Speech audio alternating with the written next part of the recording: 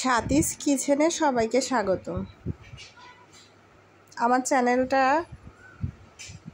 Subscribe করার জন্য অনেক ধন্যবাদ সবাইকে। যারা আমার পাশে আছেন, সাপোর্ট করছেন, তাদের অনেক ধন্যবাদ জানাই। আজকে রান্না করব কলমি শাক ভাজি করব।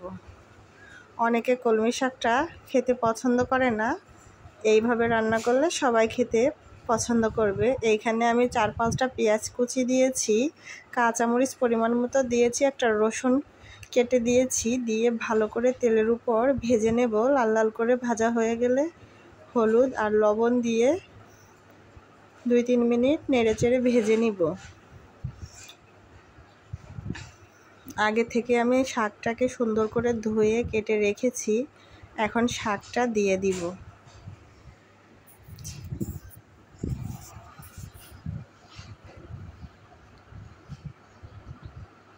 শাক দিয়ে ভালো করে পেঁয়াজ মরিচের সাথে মিশিয়ে নিব, নিয়ে ঢাকনাটা লাগিয়ে রান্নাটা কমপ্লিট করে নিব। এইভাবে শাক ভাজি করলে সবাই খেতে অনেক পছন্দ করবে। আর কলমি শাকটা অনেকেরই প্রিয়, আমারও প্রিয়, তাই আমি এই কলমি শাকটা এইভাবেই রান্না করি। আশা করি আপনাদেরও ভালো লাগবে।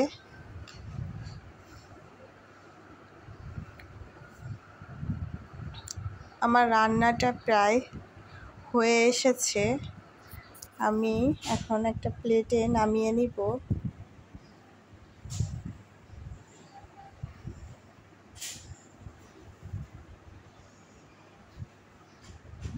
কলমি শাক দিয়ে রুটি খেতে অনেক মজা লাগে। দেখুন কতটা সুন্দর হয়েছে। অল্প তেলে শাকটা আমি ভাজি করেছি।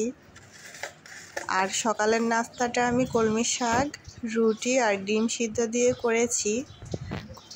কলমি শাক দিয়ে রুটি খেলে অনেক মজা লাগে, আপনারা ট্রাই করে দেখবেন। আশা করি আপনাদেরও ভালো লাগবে।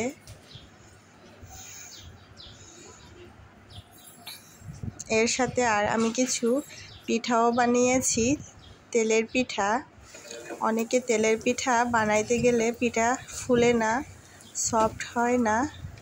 আজকে আপনাদের মাঝে শেয়ার করব তেলের পিঠাটা কিভাবে বানাইলে ফুলকো ফুলকো হবে, সফট হবে, খেতে অনেক মজা হবে।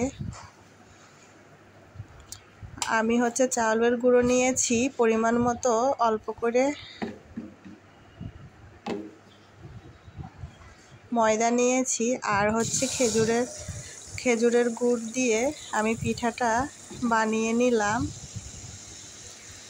এইভাবে পিঠা বানাইলে পিঠা অনেক সুন্দর হয়। হালকা কুসুম গরম পানি দিয়ে আটাটাকে ভালো করে হাত দিয়ে মেখে নিয়েছি।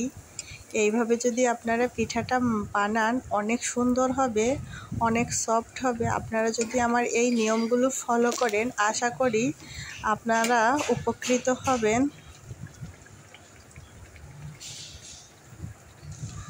যারা আমার চ্যানেলটাকে সাবস্ক্রাইব করে আমার ভিডিওগুলো দেখেন, আমার পাশে আছেন, তাদেরকে অনেক অনেক ধন্যবাদ জানাই।